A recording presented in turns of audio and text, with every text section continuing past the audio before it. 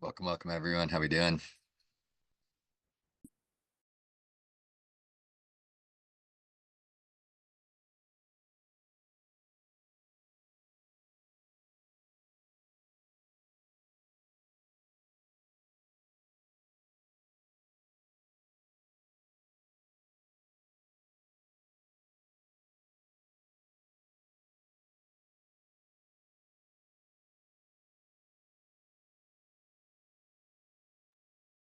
Oh, not too much, just hanging. Pretty fun day in the market today. Couple scalps, got stopped out a couple times, all around a good day. How's everyone doing?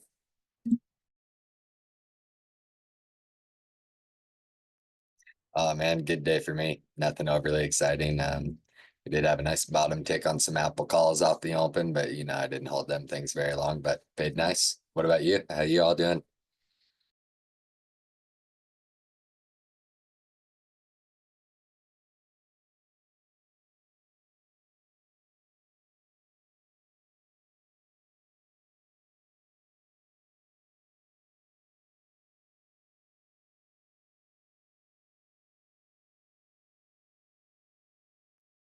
Oh yeah, for sure. We can talk that one for sure. I remember that trade. Just admire that there's like some a little bit of volatility on SPY right now. I wonder what's going on. But yeah, I actually if it like works like that. Nope.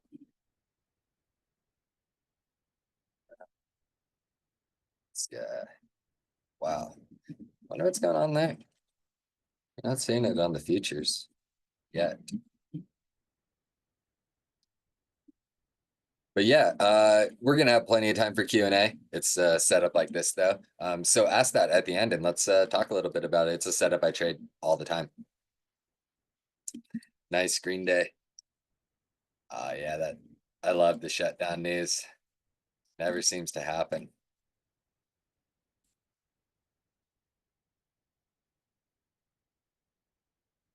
We'll give it a few more minutes. Hoping we get a halfway decent turnout tonight. My DM's been stuffed the last couple days with basically trading psychology questions, so I'm hoping we see some people tonight.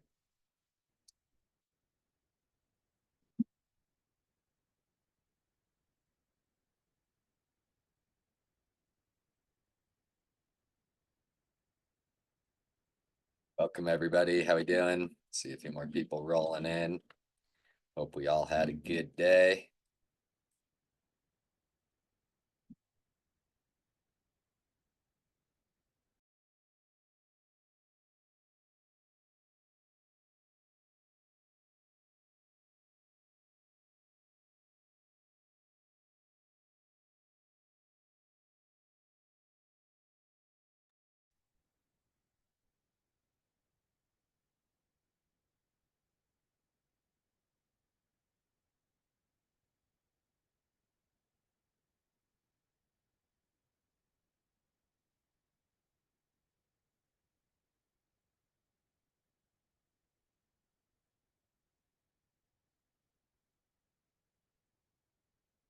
Welcome, welcome. We'll give it a few more minutes, 5 or so more minutes. Maybe not quite that long to see a few more people want to show up, but how's everybody doing?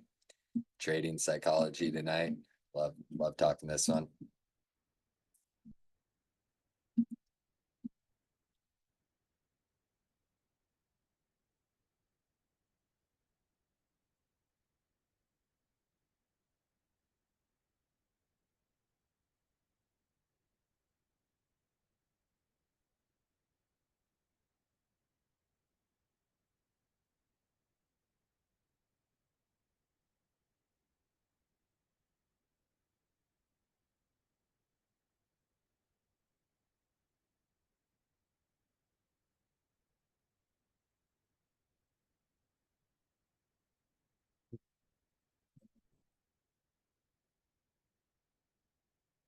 It's always weird when you see something happening on SPY and PQQ and not BS or NQ.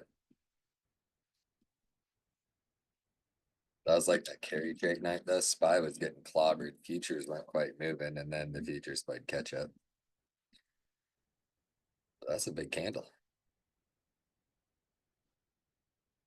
Over dollar after hours candle is big.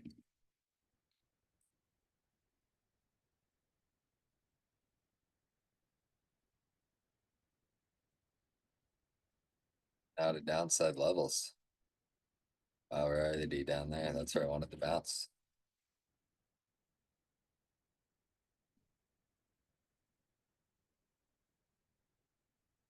Yeah, we can go over that, but I do got to point out, I am not Tilia. That was Tilia's video. Um, wish I could take credit for that, but that is not me.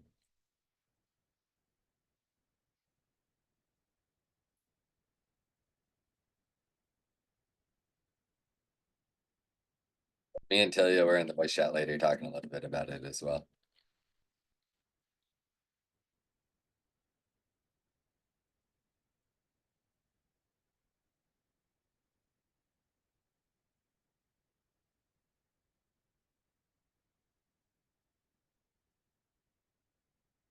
Well, you gotta tell me more than that. I mean, let's be real. You probably, if you don't have time on them, those should have been cut during the waterfall yesterday, so what contract are you in? Yeah, we can check them out. We're gonna give it, I'm still gonna give it a few more minutes. So yeah, we can look at a couple things. But if you're in like, oh, some January, what strike and what percent are you down? Ooh, 78. You're a long ways out of the money now.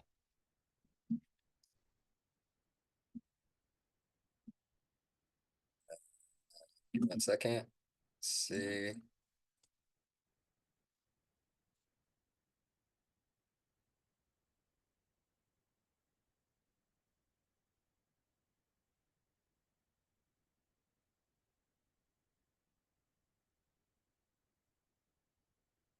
That's Lala. New here, I heard. Give me 1 second. I'm pulling up some January.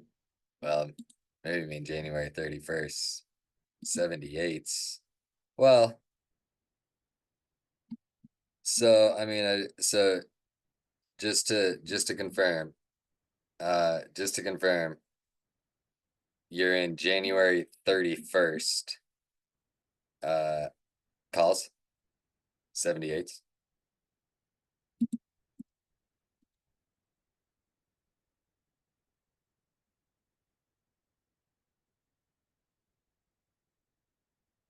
Uh, so if you're in these, I'm just gonna tell you this. You are the only person in this contract. There's one open interest and there was one volume today. So somebody either entered or exited. Regardless, the spread on this thing is so heinous.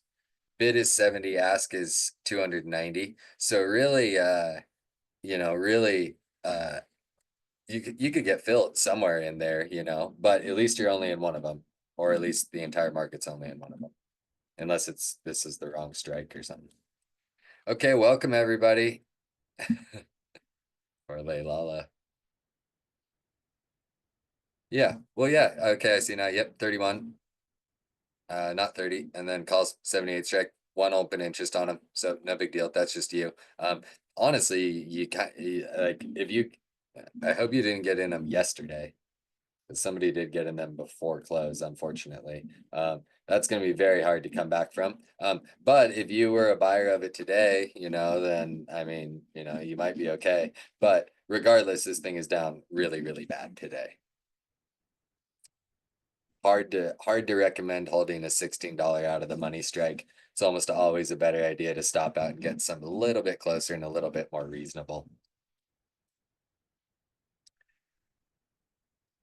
Sal, thank you. Yep, good day for me. Pretty fun overall. Let's see, thoughts on TLT. Yeah, keep that in your back pocket and ask me that here in a little bit. What's trading psychology? Yeah. Oh, we got somebody asking about the Pro VC. Yeah, we can talk about that one too. Look, we got Archon here. So yeah, we'll just kind of get rolling here. Welcome everyone. Really happy to have you. Dirty River. Tonight is trading psychology and a Q&A. generally when I do these trading psychology lectures, I mean, when I do all of my lectures, I basically always try to tie it all back into the charts, is normally how we do it. We're normally focused on, controlling our emotions and trades that we're in and, ideas that we have while we're in trades. Yesterday was kind of a prime example. And, what do you do? And as far as trading psychology, like how does it work when you are actually trading? So I'm sure we'll end up talking a little bit about that today, as I always, do try to tie things back into the charts. But there's more than that going on in the group lately. Obviously, yesterday was a pretty wild day. If you guys want to talk about that, we can definitely talk about it a little bit. I can give you some of my opinions on it. Hopefully, get a few of you a little more up to date on what was said and why the sell went like that. Not to say, don't get me wrong, both me and Tilio for a couple of weeks now have been pretty open that we thought we were going to get a sell on a rate cut. If we got a cut, we were likely going to sell on it. I absolutely did not think SPY was going to sell $20, and I'm about 99% sure that Tilio also did not think SPY was going to sell $20. So we got a bigger sell than that, but I always try to, after any, pre FOMC, I always try to, and I do just cut and paste it, posted it a million times. I try to put out a little disclaimer before it about, you know, how, if you don't understand what FOMC is, maybe you should avoid it. And if you are going to trade FOMC, the way that at least I recommend you trade it. Fortunately, a lot of people, kind of ignored that, and that's fine, whatever, no big deal. And then I always like to put out messages, frequently into the Discord. I'm sure many of you have probably DM'd me. I'm sure I've talked to a lot of you, honestly, in DMs. People DM me all day, every day. And I always try to put out a message that says, hey, if you're struggling or if things are bad, send me a DM. And yesterday was like insanity. I'll always get a few, anytime I post one of those messages, I'll get 5 or 6 or whatever people will send messages. Normally it's smaller issues, they're just, maybe they aren't seeing green, or maybe their, port is just staying kind of flat. I get a lot of questions like that.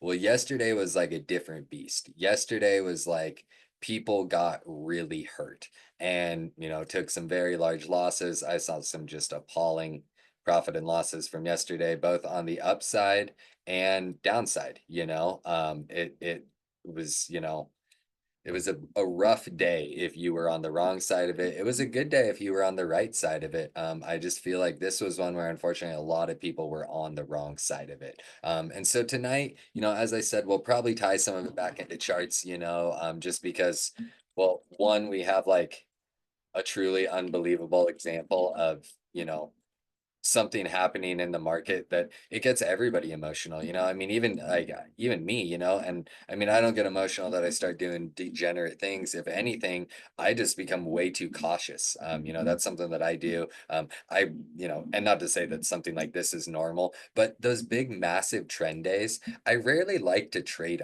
them. Because you know, reversals can come at any time and blah blah blah. And there's all these reasons that I don't do well on trend days. I much prefer trading in a range, super simple, super easy to do, repeatable results over and over again. And breakouts are awesome, when you catch them. If you know how to trade a range well, then you're frequently going to find yourself having a really, really awesome entry on a breakout if it comes. But for somebody like me, I don't like this kind of stuff. I have a very strict rule in my trading where if it feels like you're chasing, you are. So don't enter the trade. I keep it that cut and dry. For me, that is something that helps me, and just to get into this is trading psychology. And, I'm going to talk for just a second and then, or maybe I'll talk the whole time, we'll see what happens. But then I want this open conversation. I want a lot of questions. I want to discuss trading psychology issues you all have, because, and ask questions. I say this in all of my lectures, but just to reemphasize it, ask questions. If you are struggling with something, so is somebody else. Ask the question. It will not just help you, or hopefully I'll be able to help you, or at least give you my opinion. It will also help other people. So ask the question.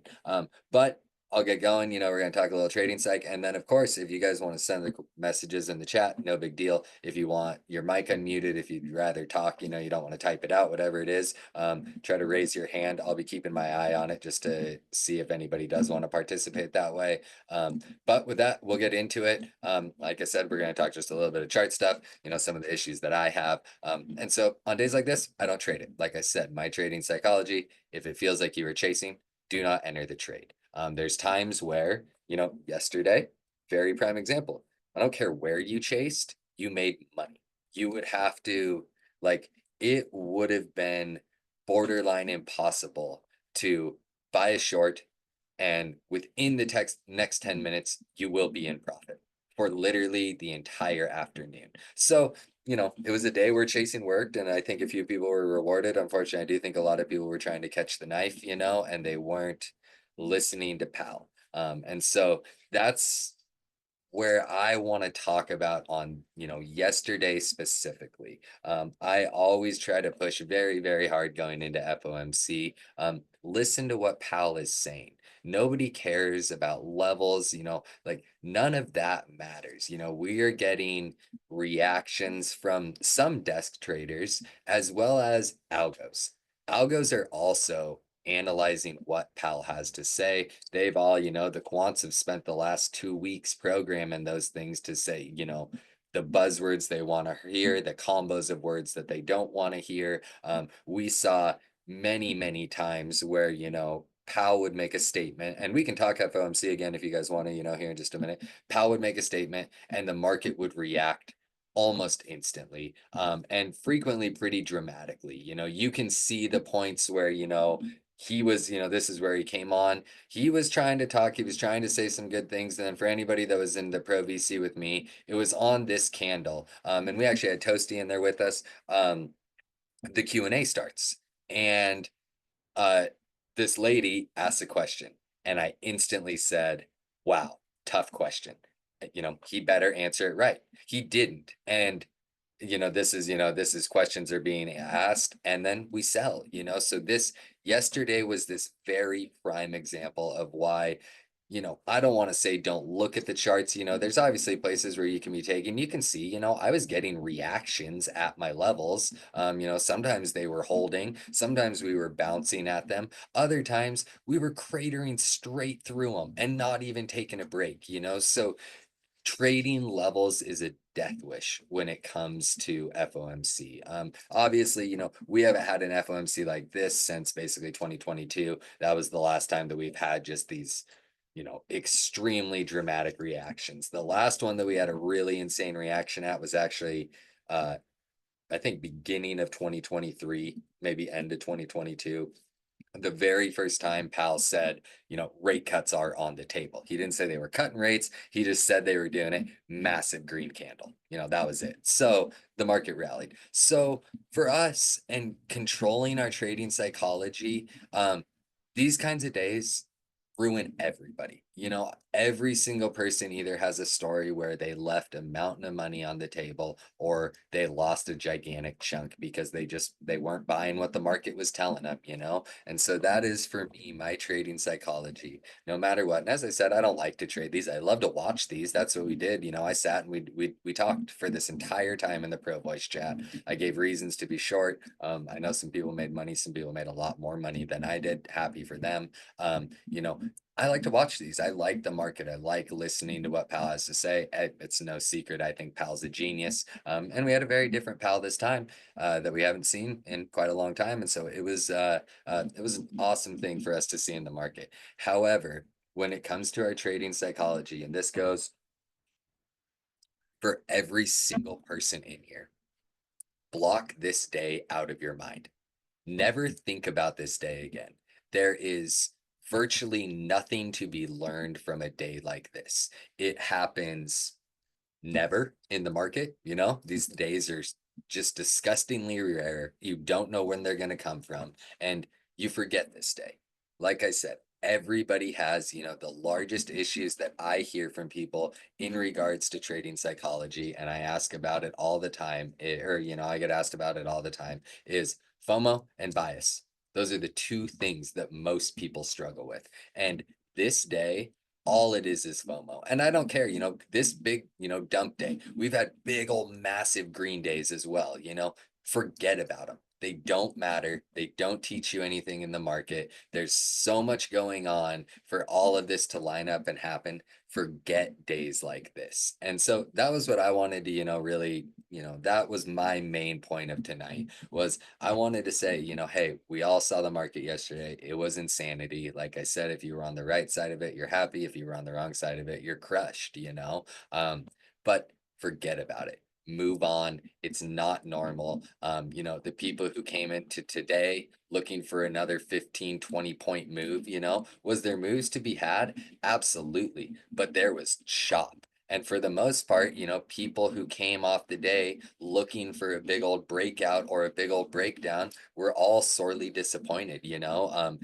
When something I like to talk about, and I was discussing this with a guy earlier today, on days like this, I always like to zoom out and see who's kind of winning, and I look at the longer time frames, your 30 minutes, hour, whatever you like to look at. I like to look at the 30-minute when I'm doing this specific thing. And, when you're seeing these candles, we got some big red ones, but we got some big green ones. And frequently the green ones were being big reversal candles, that were instantly met with selling bearish candles, followed by big green reversal candles. So this is just a perfect example of a day of we were chopping, the bulls were battling. The bulls for most of the day, don't get me wrong, were red, blah, blah, blah. For most of the day, that dip buy was the really, really good trade. It was happening with more velocity than the sells were. We were getting explosions upside and we were getting trickle down sells, is how I described it. Until ultimately at the end of the day, we broke down and then I don't know what's going on in the after hours, but we're flushing pretty good. But for most of the day, we didn't do a whole lot, and that really hurt people today. The other interesting side of it is we were putting in nice moves. These are 2, $3 range, whatever this is. The issue was, and this is, a little more advanced in the market, but because VIX is so high, these contracts cost more money. And because they cost more money, as the VIX was kind of going up and down, they're gaining and losing value that whole time, as well as fighting theta. So, come end of day, those little moves were paying really nice, but you weren't quite getting, if you catch a $3 ripper on SPY, you're normally getting paid huge, and they just weren't paying not only the big percent, but the big dollar amount like normal. So that was why the market was kind of weird today. But so with that, now I want to open it to all of you. Whenever I do these, I always try to take notes and I try to, write down the things that I'm asked about the most, write down some things that, people like it when we talk about it. And so I have a list of, the common things that people, struggle with throughout their trading. First one, number one, always on there is bias. Number two, as I said earlier, FOMO. Those are always the top two things that people really, really struggle with. And we obviously had a lot of that. Yesterday was a hard one. People, for the most part, best I can tell, would just not stop trying to buy calls and stop trying to catch the bounce. I even joked, in the pro VC, I was yelling at people when they said calls. There was no reason to buy calls until the very end of day when Powell finally got off the mic. All of a sudden, buyer volume showed up, and there was one nice little scalp available. That was the only long trade worth it. And then obviously swing if you like to swing on a knife day, a little risky, call. I didn't, wish I would have, but a swing. Well, the next ones that people struggle with, and this one I thought was interesting. And I'm hoping, as you guys are listening to these, that we can kind of start talking about some of yours and see if you all agree. The next one that people always say is recovering from a red day. And so as you can see, all three of these top three, as you can imagine, they're applying very, very well to today. A lot of people had big red days yesterday. It's unfortunate, if you did, no big deal. Hopefully you didn't lose at all, you're alive to fight another day. But people really struggle with that. And so that was why I wanted to, talk a little bit about yesterday, talk about some things that went on there, and then say, now forget about it. because that is the best thing you can do when you have a red day. If you have a red day, it sucks. Nobody likes to lose money, obviously, but you can't dwell on it. Yesterday should be forgotten. Total fluke in the market, no big deal. But a normal red day, you can't dwell on it. You just have to move on. What I always try to tell people is don't get hung up in your loss, but, kind of forget about it. But try to learn something. So you say, hey, I'm never going to do that again. Yesterday is the prime example. There was, I mean, well, there wasn't really necessarily reason to be long, but if you were long as a lotto into FOMC, fine. I get it. Sometimes you get blown out on those kinds of things. That happens. It's happened to me. A lot of people love to say, first move is the fake one and we'll get a reversal. Sure, it happens sometimes, but not always. But yesterday was a prime day where you just have to admit you're wrong sometimes and you just have to move on. So, if you stop out of calls, fine, stop out of calls, no big deal. And that's what you have to do. Well, if you take the big loss and you come into today and all you're thinking is, oh God, I took such a big loss, I didn't stop out, you're already setting your trading psychology up for a really bad thing. And the best thing you can do is forget about it, move on, and then learn your one little thing from it. If say, hey, maybe the thing you learned yesterday is you're never going to trade FOMC again. But so with that, again, I want to open it up to all of you. What are some things you all struggle with? Again, if you want to get on the mic, we can get you on the mic and talk about it. But what are some things that you all struggle with so that we can talk about them? Oh man, we got FaZe in here. Oh, it looks like we don't have FaZe in here. He was in here.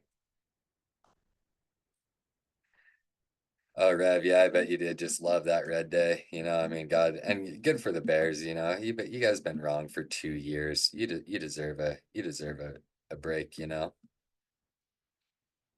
we lost FaZe. Archon, go tag FaZe and tell him to hop back in here. Yeah, FOMO it does. It kills ports. And that's the biggest issue is people just go chasing and chasing and chasing, and then they lose it. And today or yesterday rather was just such a bad day because the chasers were rewarded. So the people who come into today and they're trying to chase the moves. They're looking at the market and they're saying, "Oh, breakout's coming." And they think the breakout's coming. And I think we did, hit this double bottom right here, easy trade. But they think the breakout's coming, so they buy it and are instantly disappointed. Then they think the breakdown is coming and it gets bought and they're instantly disappointed. And so that is the hardest thing for people in trading is admitting you're wrong. And I talk about it all the time. I mean, we stopped out today, like I alerted a trade today, that let's see, I wonder where those were. Oh, yeah, this one right here. So breakout, nice reversal. I liked the candle. I liked this push up. I liked the push up. We saw a little more push up. I liked the pullback. So we got in on this candle, on the little pullback to our level. That's all we can do. I want to enter as close to my level as I can. And then I set my hard stop and I got stopped out right here. And as you can see, I don't know. I think I can look. Let's see. I uh I entered some 591s right around here, 115 bucks. We stopped out in the same candle at 95. So minus $20, minus 17% on the trade. No big deal. That is part of trading. You have to admit you're wrong and you have to stop out. And I was wrong. Did I stop out on a double bottom? Sure. But then we let it consolidate a little more and we get some confirmation. Okay, now we can get back in the trade. So we stopped out. I don't remember. I think it was probably this loss of up here. So rather than hold to the minus 40, 50%, whatever it would have been by down here, and then eventually make money, we're able to exit and look for a better entry. But it's always important to just admit you're wrong. That's the best thing you can do. Yeah, and using indicators if they're what you like, using your levels, using your trends, all of those things can help you. Justice, assume that's how you say your name. Confidence of entering a trade is hard. The confidence of entering a trade, the only way to get better at that is, oh, and I even see another question down there. Uh, Asking about confidence. The biggest issue with confidence is the only way that you will start to take trades with confidence is time in the market. And what I always try to tell people is, um, you know, you need to be building confidence as a trader gradually over time as best you can. You do need to be building more and more confidence in yourself and your ability. The problem where a lot of people run into an issue is they get a little too much confidence too soon. So we've all seen it a million times, like you're hitting trade after trade after trade. And so then you're pretty confident. So then you go big and then you lose it all. Or you're hitting, some nice little wins over and over. And then all of a sudden you're like, okay, well, I'm gonna hold this one longer, and you get blown out. The key to trading is just finding consistency. And with consistency comes confidence. And then having a trade plan.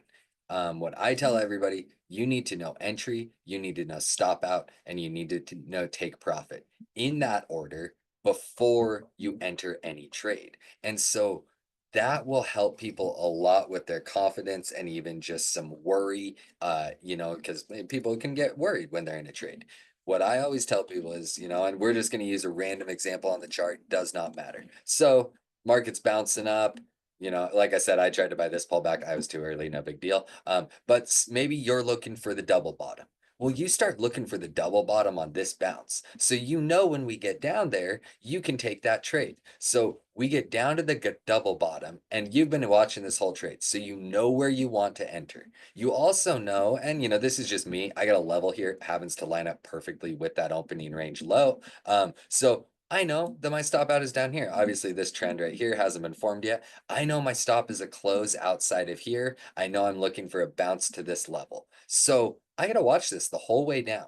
I know where my entry is. I know where my stop out is. So when I enter this trade, I know exactly how much I can lose, and I know exactly how much I can make. And I keep it cut and dry. And when you know that before entering the trade, then your confidence can be there. You've analyzed your risk reward, whatever. I'm risking 25 cents looking for a dollar move upside. Take that trade every time. It helps you not by calls at resistance, not by puts at support. Really have all of that planned out, and all of a sudden your confidence will go through the roof, and you will start to hit those good trades over and over again. Nice law. I love to hear that. I love to hear it. Anytime somebody's doing a bit better always makes me happy.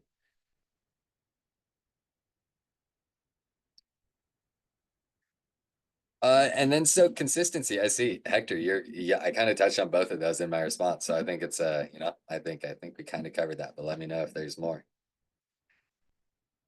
Yeah, Lala, that's key. If you're gonna be aggressive, acknowledge it and trade accordingly, because uh, if you know you trade aggressive, if you know you get too heavy in trades, then you know, you need to work around that. You know yourself as a trader. So you need to say, okay, I know I get too heavy, so I probably need to trim a few of these early, those kinds of things. Or I know I get too heavy, so I can only take trades that will give me a very tight stop out so that I can lose less. You have to know that about yourself.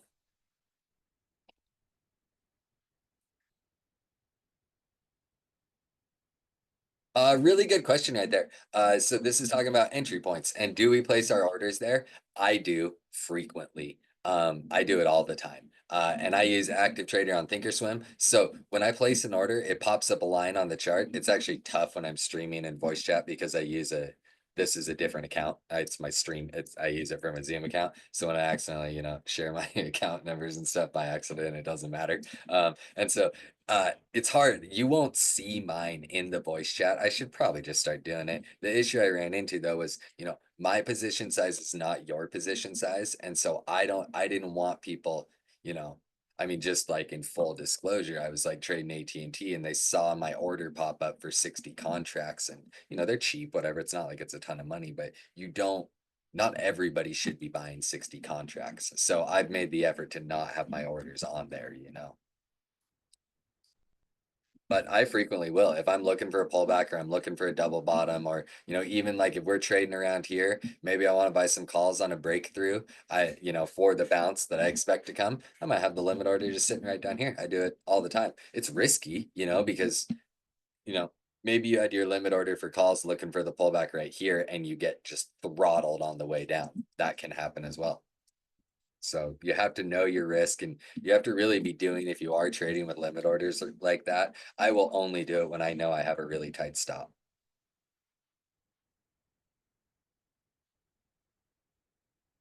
I see somebody asking about Netflix, and honestly, there's no reason to even think about those numbers. And I don't trade like that with, looking for exact things to happen for my entries. I trade price action. I trade what the chart tells me. I trade where my levels are. So we have huge data in the morning. There's really, or I mean, it's not huge. It's bigger than people thought now that we've heard the Fed talk. So I think it should give us a move. But I don't try to do, I don't try to predict what's going to happen before we see anything. For all we know, Netflix could gap way down tomorrow, it could gap way up tomorrow, and none of our plan matters. So we just kind of have to wait for that data to come out. No. Els, exactly. I talk about that all the time. I even have a friend, we joke with them. ECE, every candle entry. People for some reason, and when I'm running voice chats, Flips is running voice chats. I'm sure when Nando's running voice chats all day long. SPY entry here, QQQ entry here, Tesla entry here, nonstop. And no, you hear how we all trade. I might buy calls here and I'm going to stop out. And then in my next support, I'm going to buy calls. Well, if we push up here to resistance, if we push up here to these hourly 20s, I'm going to be looking to short it. Anything in between there, I don't have any interest in a trade. So that's something that I run into issues. A lot of people ask me about trades all the time. Hey, what do you think about this trade? And I might say it's not for me. That doesn't mean you shouldn't trade it. But for me, I don't have levels or I don't have, my things aren't lining up for it. That doesn't mean you shouldn't trade it, but that means I won't trade it based on my stuff. It tends to make people mad. I'm not trying to be mean. I'm just saying, my charts don't say that. Maybe yours do. Not saying you're wrong, but my charts don't say take trades there.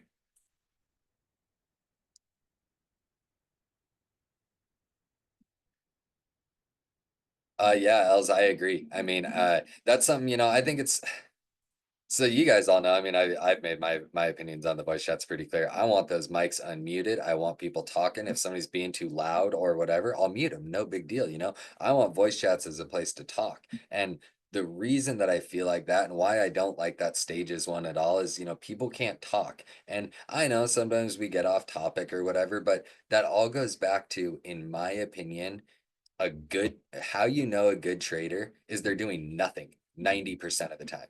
You sit and you wait and you let the trade come to you. So when I'm in voice chat, it's actually really good. And somebody could be like, hey, oh, SPY entry here. And I could say, oh, well, no, here is all of my reasons. And I've had it work both ways for me where I give my description and either I realize like I'm actually like, okay, actually, wait, hold on, you're right. Yes, let's take a trade here. Or maybe I've said a trade or I'm thinking about a trade, then I say it out loud and I'm actually like, oh, never mind. I don't like that trade. So I think everybody being able to talk is a good thing, and me being able to talk out my trades, if anything, is somewhat helpful.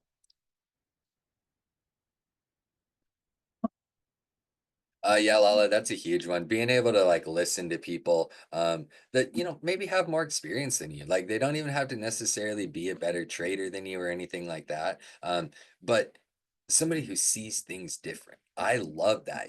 That's the cool thing about trading is there's a million ways to end up at the same spot. And so don't get me wrong, I've traded for a while, so a lot of people do ask me questions, but I still love to like hear somebody say something and then I'll like look at a chart or I'll think about what they said. And man, I still learn things all the time. That's one of the best things about trading is there's always, always, always more to learn.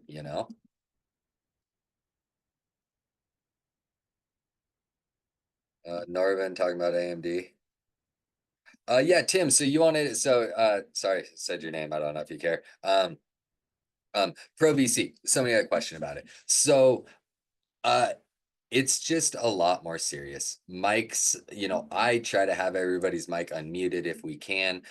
We keep it on topic. I mean, don't get me wrong. If anybody has taken it off topic in there, it's likely been me for some reason. But we keep it on topic. We talk trading, we talk charts.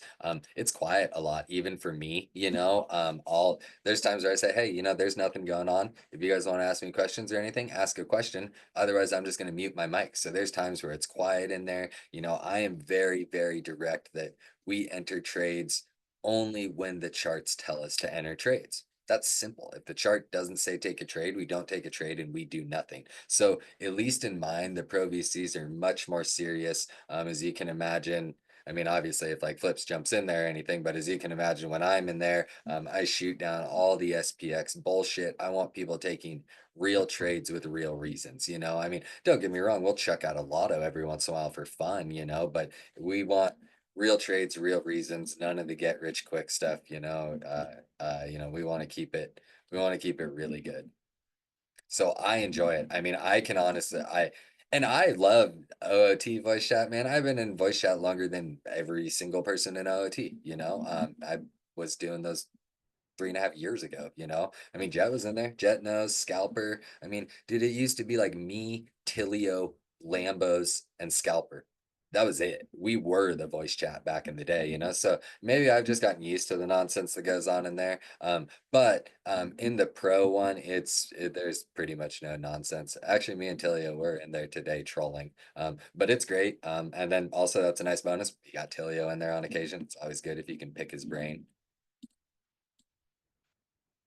Yep, Jet knows trade your chart and plan. That's the best thing you can possibly do. If you don't have a plan, you do not enter the trade. What time is the data Friday? Well, it should be in our new news tab, which I don't actually see anymore. Oh, market news. There we go. Uh, Thursday, nope, Friday. So we will have PCE releasing 1 hour before market open. Should be a bit of a market mover. Long wick real data. Which one? Oh, this one? This one I'm sure you're talking about, Sandman. Oh, and Lala, how do I find my levels? Simple. Obviously I got some fibs up here because I wanted to take note of where just some things were. Uh, Looks like I was doing some chart. So just real quick, real cut and dry.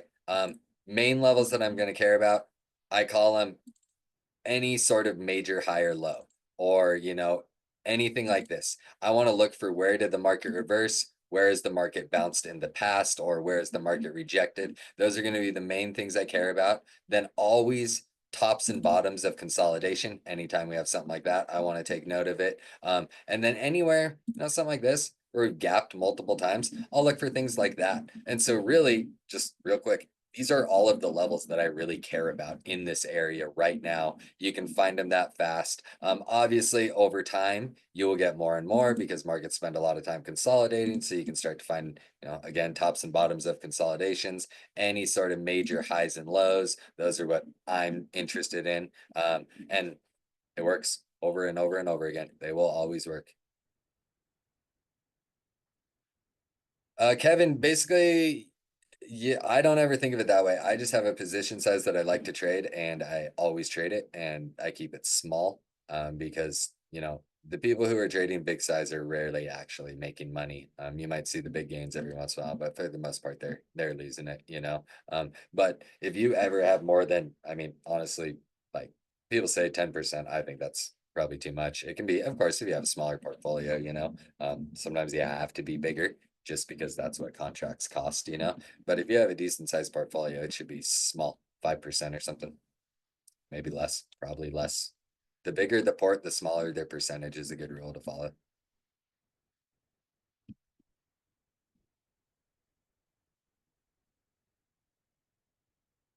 Oh, so Justice, really great question there. And so it's funny. So on my list, my trading psychology list again. So let's see, 1, 2, 3, 4. Question number 5: how do I stay in a trade longer? So it's one of the most commonly asked questions we get, obviously. I'm going to a random day that has a little bit of a trend. And I'm going to explain to you a method that will work for you. However, it's tough on same days due to volatility, due to theta, due to all of that. You know, their values can change so much that trailing stops like this, you can get stopped out and you might need to widen them a little bit. And then, so again, just for the disclaimer, anytime we're in these lectures, we're hindsight trading. So we get to explain, you know, we get to act like we know exactly what we're doing. When the market is actually moving, all bets are kind of off. You know, there's no way, you know, like you, how you're feeling in the trade is going to be extremely different than how you're feeling, you know, right now, just looking back at the trade. But so we're going to pretend that we're like the best traders ever. We see this pre-market high, so we hit the short at the pre-market high. Again, this is just for sake of explanation of how to hold a trade. So my favorite way to do it, and obviously when you want to know what the chart's going to do to the right, look to the left. And you also, when you want to know where to trim, look to the left. So we short this, fine, great entry. We know right down here, kind of opening candles, this is where we want to trim. So right here, you trim. You don't hold full position. No good trader holds full position. I'm telling you that. If you're, you know, doing scalping day trading, you have profit targets and you trim at them. That's how you make money. Now, my next rule of thumb is if you're trimming, you move your stop, because if you're happy enough with the profits, then at that point, you know, to be trimming, then at that point, you don't want to let it go red. Once you've trimmed, you don't let it go red. So then you move your stop. Doesn't matter, whatever. We're just going to say, you know, into profit. That's all that matters. Well, now I start watching the candles. And what my rule of thumb is when, and you know, I don't do this on SPY because I would much rather scalp SPY, look for bounces to re-enter, blah, blah, blah. But on day trades, you know, you're trading your weekly contracts or next week contracts even. Uh, you know, you look for breakdown candles, you take your, or breakout, this just happens to be a breakdown. Anytime you see a breakdown candle, you know, for example, you trimmed here, you broke down, you move your stop to the high of the breakdown candle. Then you keep watching it. This is not a breakdown candle. You know, if anything, this is a reversal candle, but your stop stays here. This looking good for some continuation on this candle. You know, that's the fun of how different two candles can make you feel. Your stop stays here. Again, this one, kind of a breakdown candle, but really just leads to consolidation. And eventually you do, you know, you have your lows here. These are breaking below it. So this is kind of your breakdown candle. You now move your stop to it. Again, you watch candles, you let the candles work. You know, none of these are super convincing one way or the other. Sure, you know, bears are winning overall, but your stop is up here, does not move, it stays right there. Then another big breakdown, that's obviously a big breakdown candle, stops to the highs. And let's be real here, if you've caught this big of a move and you're out of the trade, nobody's going to criticize you for that. But then again, some nice breakdown candles, you're going to move your stop to here. And if you aren't taking your profit by down here after you've caught a $5 or whatever move down on SPY, I don't know what to tell you. But ultimately, you could end up getting stopped out here. And then as you can see, the market range for the rest of the day. So you really wouldn't have been too mad about your stop there. So use those breakdown candles, use the charts. Obviously, you would have support, resistance, EMAs and stuff, but this is just using the chart to tell you what to do.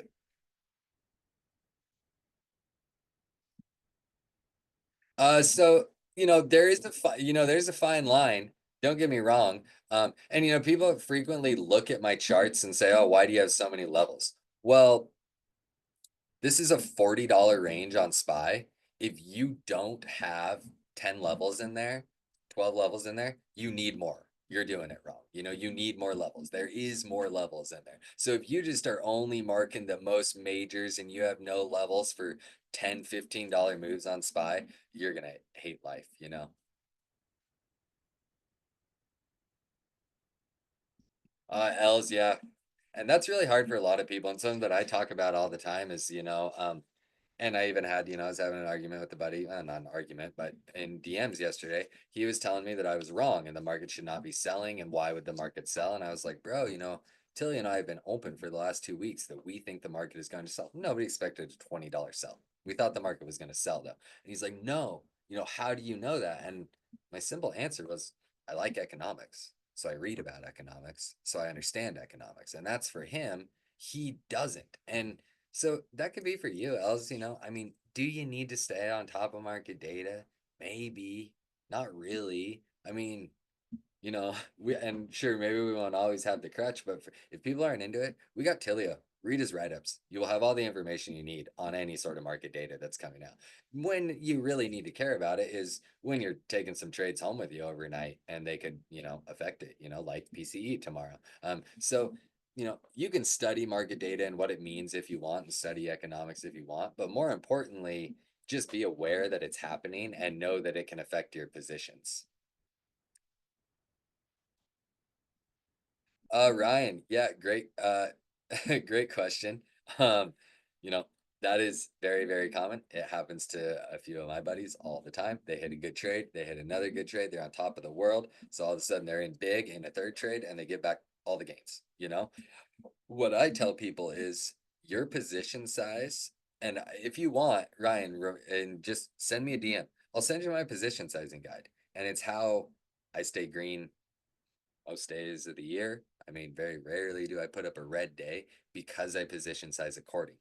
And what it always comes down to for me is, if I enter my first trade, say I'm giving you random numbers. I enter my first trade, I make $50. My next trade, my my entry, everything is planned so that if I stop out, I lose $50. That is it. I don't go red on the day. Well, maybe that next trade I make 50 more bucks and maybe I'm up $100 on the day. Well, now my stop and my planned and my maximum risk on that next trade, $100 so that you never go red on the day. That's, step one. And then what I always tell people is, really once you've had a few green trades, if you are still trading, you got to follow position sizing. You got to be managing the gains that you've made. And then when you take a stop out, and that's where I think most people struggle is they just don't use stop losses. Like I bet most of the time when you've given back your profit, you've let contracts get demolished. And that's what really happened. But you always got to respect your stop. That's going to be the biggest thing. But once you take a stop out after you've hit a couple good trades, you call it a day. That's simple. And as long as you're managing based on what you've made already, then you can't go red on the day. But you take the stop out, you call it a day. And yeah, I mean, Jets even, I don't like people setting goals, because say you want your 1%, say you want your 2% in a day. Great. Um, until you start taking dumb trades trying to meet that goal. That's my biggest issue. Everybody's goal in the day should be more than yesterday. I don't care if it's $1, I don't care if it's $1,000. Green on the day is the goal. And then just manage based on what you've made. And when you stop out and you call it a day. Ray, yeah, so my thought process, so what I just did here, and I know it was quick, you literally saw my thought process. This is what I do. I chart all my levels on the daily. If we are, if we've had, if we're at all-time highs, if I feel like I need more levels, I'm going to use another tool. Maybe I'm going to use a Fibonacci extension. And so these were the other levels you saw in my chart. I'm going to throw some fibs on here to get myself some additional levels, and I am going to trade these levels. And this is where I care about a trade. And that's kind of what I was talking about earlier. If we aren't near these levels, then I don't want to trade, and of course mine has a little bit more, you know, I don't want to trade because this is where reactions happen. And we, as derivative traders, we need reactions to happen quickly for us. Like volatility is our best friend when we're in options. And especially for me, the shorter I can be in a trade, the better. Like I want to be in and out as quick as I can, because it's safety. You have less risk. You're right or wrong quickly. It doesn't let emotions get in the way. I mean, there's many, many reasons to, try to just enter at those volatile points. So that's what I do. And then I, of course, have a couple other things. Opening range, I run some EMAs on there, of course. And then trend lines. And, while I don't put them on the chart, I pay attention to intraday high and lows. Those are where I'm interested in trades. Like, oh, you're going to show me a double bottom? I'm going to buy it. You're going to show me a triple bottom? I'm going to buy it. You're going to show me a double top? I'm going to short it. No questions asked. That's, you just I just trade the chart. I look at what the chart tells me. The things that I look for on large time frames, dramatic highs and lows, that's where my levels come from. I look for those intraday. And when you get those intraday, then you can typically base trades on them. I'm not going to say that, 587.80 is going to matter tomorrow. Probably won't. Maybe it will, but who cares, you know? But we care during the day. And so if we can have, and really, I'll just show you. And I know this like looks like there's a lot going on here, but this ribbon is literally a 20 EMA and well, hourly 20 EMA and VWAP. That's it. I just had a buddy make a ribbon so I can see it a little bit better. So if I see something like this, we're double topping, we're coming up here to hourly 20. We have a strong level overhead. Trend is technically choppy to down on the day. I personally expected choppy to up on the day. I was wrong on that. But choppy to down on the day with, buyers failing over and over, sellers failing over and over, then I want to just be able to say, well, here's 10 reasons to be short and no reasons to be long and take that trade.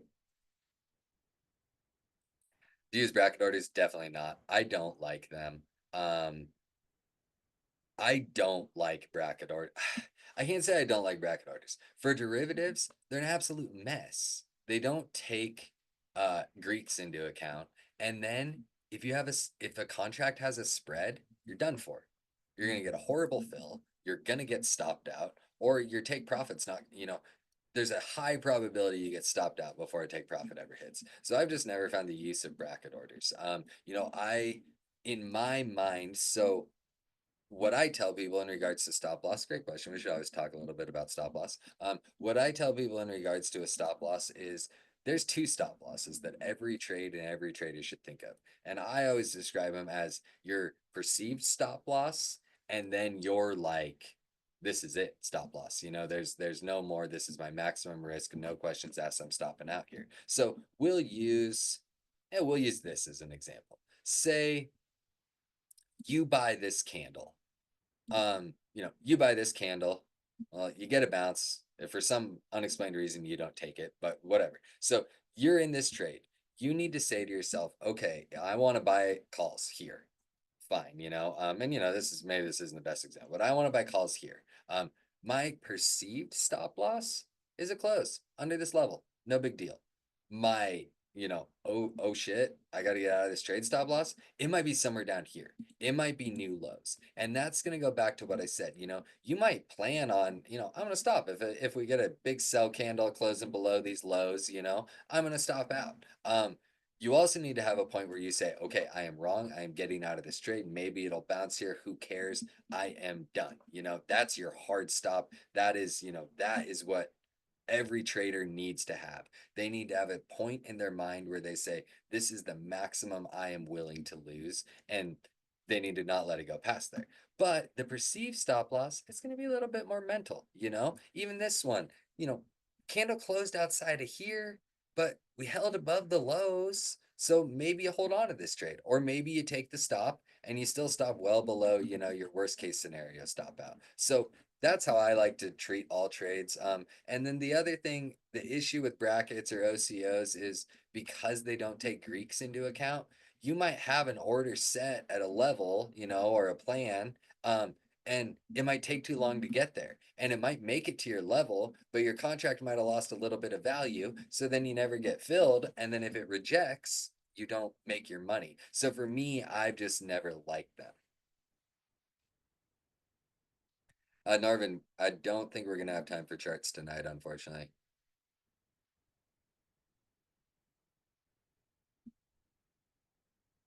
L's honestly the best thing to do. Just investing.com. Pull up that calendar. It's the one that Casey posts in the news tab all the time. Pull that thing up. Glance at what there is. If you want, if you, you know, you're great at researching things, so you can find them. You can find the things that matter. They even have a little thing where you can set, importance. And if you want to Google about them, you can.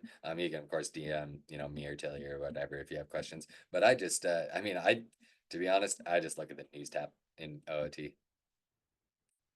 Yeah, I'll send the position guide too. Uh, for anybody who wants it. Oh man, we're getting a lot of questions and I gotta be out of here soon. Too tight stop loss. So too tight stop loss is rough. And I just kind of explained my stop losses here. So hopefully we covered that. But too tight of a stop loss is hard because this is a volatile market. What I always recommend to people, the best thing to do, size down, widen stop. You know, you can't just have a hard stop outside of the opening range if you're trying to catch a double or a triple bottom down here. You will get stopped out every time. You can't just have, short orders for puts up here with a very tight stop because you're going to get stopped out every single time. In this market, it needs to breathe. I know a couple of people in here, they try to say their stops are 10% or they recommend 10%. The reality is you will stop out of every single trade. Sometimes a trade will provide you a stop out that is only, 8, 10%. But generally speaking, you will get stopped out of every single trade. I recommend, you know, size down, widen stop. Yeah, volume indicator is available. Shoot me a DM.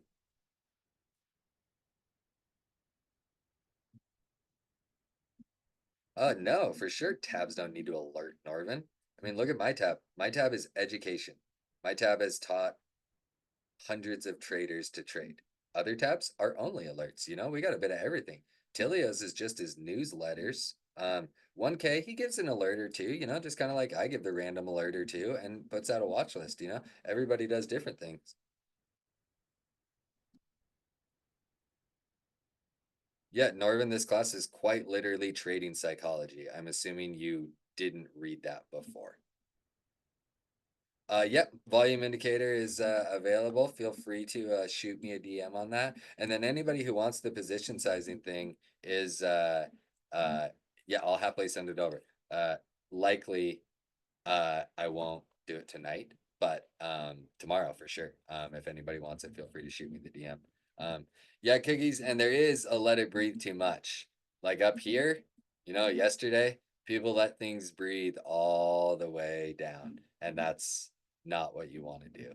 This is where that hard stop needs to come into play. And it always comes back to position sizing. The ribbon is showing, so top side, stair steppy, hourly 20, my favorite. And then bottom here is VWAP. So, this is something that I use frequently to kind of form a bias for the day. VWAP over hourly 20, we're trading above it. I'm looking to buy dips. VWAP below hourly 20, we're trading below it. I'm looking to short rips. If we're trading just in between, I don't care if the VWAP's above or below, and we're just stuck between them. I'm looking for ranged movement. And that's in the Discord as well. If you it's pinned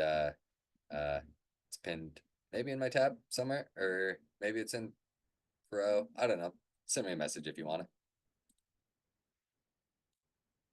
Okay. Well, if that is going to do it, we will call it. Thank you so much, everybody. That was an awesome one. I appreciate all the questions.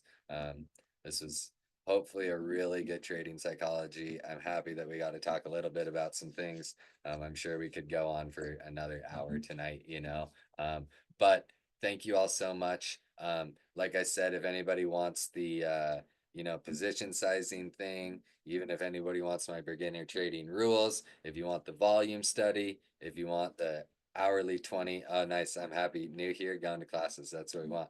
If you want the volume study or the hourly 20 VWAP study, shoot me a message, and we will see you all in voice chats tomorrow. I think I'm premium in the morning, pro in the afternoon maybe. So we'll catch y'all there. Thank you so much for being here. Oh yeah, I like Bollinger Bands. I use them all the time. Friday mornings, 5-minute Bollinger Bands. It's free money. We'll be in a Bollinger Band trade tomorrow morning in voice chat, 3 minutes to open, I bet you. Okay, right on, everyone. Thank you so much. Archon, thank you. Thank you all for being here.